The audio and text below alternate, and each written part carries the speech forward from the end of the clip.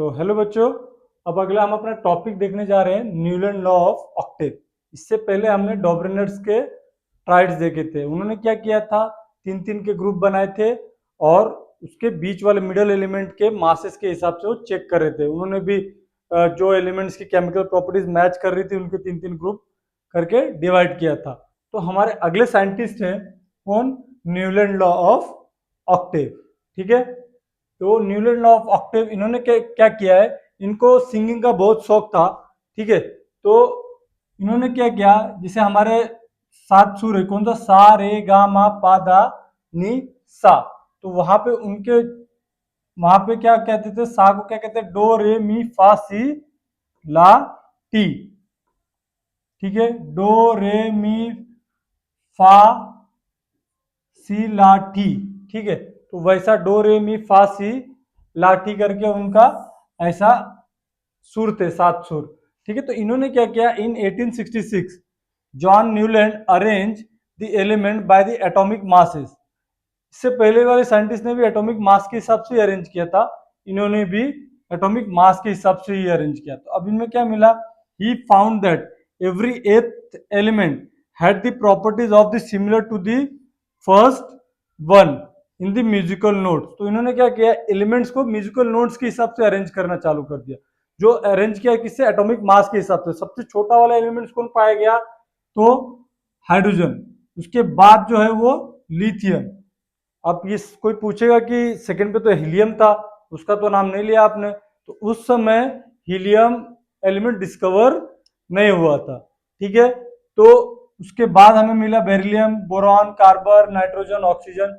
तो इन्होंने क्या पाया, म्यूजिकल नोट के हिसाब से अरेंज करना चालू किया। तो एवरी एट एलिमेंट, अब यहाँ से ये एक दो तीन चार पाँच छः सात, यहाँ से देखो हाइड्रोजन एक हो गया, हाइड्रोजन को अरेंज किया उन्होंने। अब यहाँ से आठवां एलिमेंट्स भी इसकी प्रॉपर्टी को मैच करेगी। तो एक दो तीन चार पाँच छः सात आठ। ठीक है, फिर उसके बाद एक दो तीन चार पाँच छः सात आठ। ठीक है, तो ये एक एक के ग्रुप बना दिए इन्होंने। अब क्या किया इन्होंने, इनकी ग्रुपिंग कर दी। ठीक है, इसकी प्रॉपर्टीज, ये वाले एलिमेंट्स की प्रॉपर्टीज मैच करेगी, एक जैसी होगी, इसकी प्रॉपर्टीज एक जैसी होगी। ठीक है, तो इन्होंने क्या किया, उन्होंने इस हिसाब से अरेंज किया कि एवरी एट्थ एलिमेंट का जो प्रॉपर्टी है वो फर्स्ट वन से मैच करेगी। ठीक है, इसकी प्रॉपर्टी इससे मैच करेगी, इससे मैच करेगी, ये सारी ग्रुप की प्रॉपर्टीज एक जैसी होगी। ठीक है, ऐसा इन्होंने अरेंज किया। ठीक है, बट इनकी भी कुछ खामियां दिख गई हमें। ठीक है, तो क्या गलतियां की है इन्होंने, न्यूलैंड ने, इस लॉ ऑफ ऑक्टेव को बनाने के लिए, वो हम देखेंगे। ठीक है, और वैसे भी हमें पता है कि अभी ये तो डायलॉग फेमस है, तुमको भी पता है कि अगर दोस्त फेल हो जाए तो बहुत दुख होता है, पर अगर वो फर्स्ट आ जाए तो उससे ज्यादा दुख होता है ना। तो वैसे ही इन्होंने बना तो दिया, इन्होंने काम तो सही किया। ठीक है, बट आने वाले साइंटिस्ट या सभी का काम क्या है, गलतियां निकालना। तो अब हम इसको, इनकी गलतियां देख रहे हैं कि इन्होंने कौन सी खामियां की, और उससे सुधार भी होता है। ऐसा नहीं गलतियां देखने से हम उनको बुरा बुरा बोल रहे हैं, बट गलतियां देखने से क्या होती है, सुधार आता है, उससे बेटर बन के आते हैं चीजें, और बेटर होती जाती है। तो उन्होंने कौन कौन सी गलतियां की, और उसको बाद में कुछ साइंटिस्ट ने उसको बाद में सुधारा भी है। तो उन्होंने पहले तो कौन सी गलतियां की वो देखते हैं हम लोग। ठीक है, तो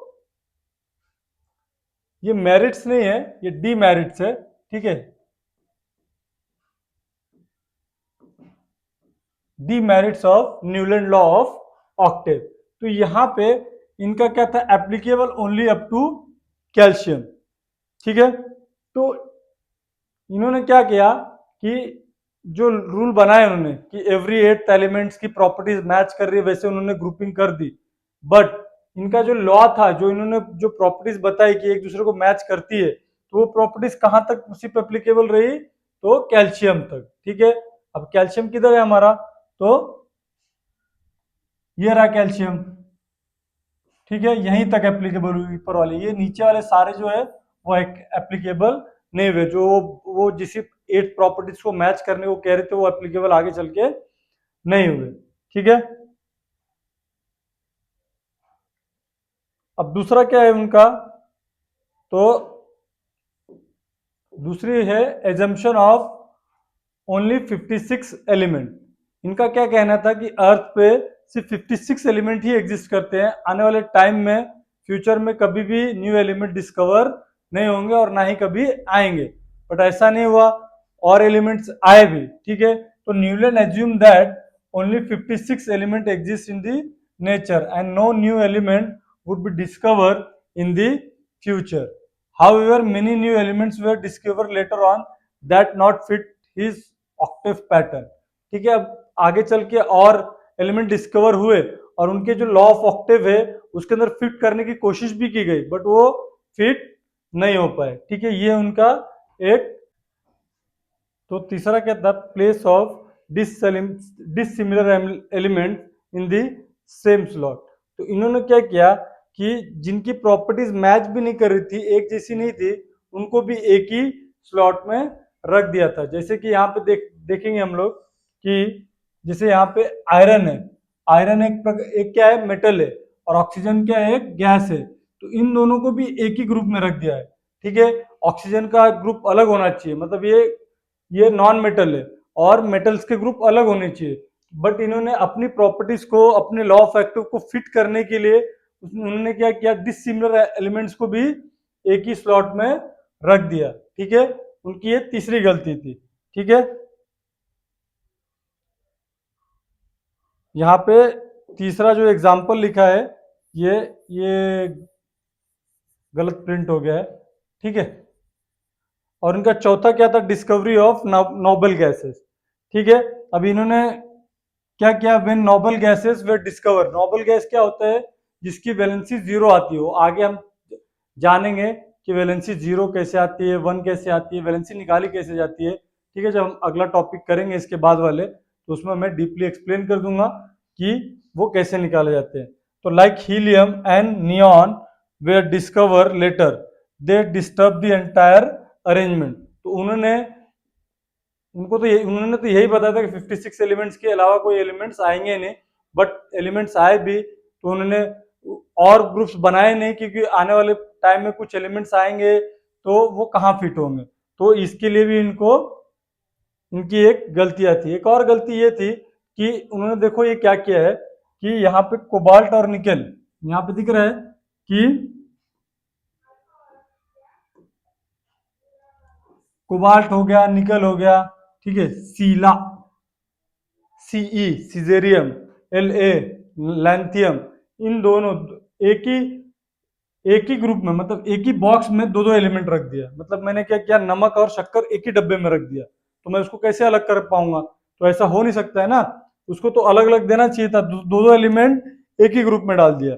ये इनकी पांचवी गलती थी। ठीक है, तो ऐसी हमने इनकी क्या है, गलतियां बताई है, क्या क्या इनके अंदर खामियां थी, जिसकी वजह से और डिस्कवरियां आई और साइंटिस्ट आया और उन्होंने ग्रुप की क्लासिफिकेशन को बेटर किया। ठीक है, बेटर करते करते करते अब हमारे पास एक प्रॉपर चार्ट बन गया है पीरियोडिक क्लासिफिकेशन का, जो हमारे मॉडर्न पीरियोडिक क्लासिफिकेशन का टेबल पूरा दिखता है। तो वो वहां तक हम कैसे पहुंचे, उसके बाद और साइंटिस्ट आएंगे, तो उसको हम नेक्स्ट टॉपिक में देखेंगे। ठीक है।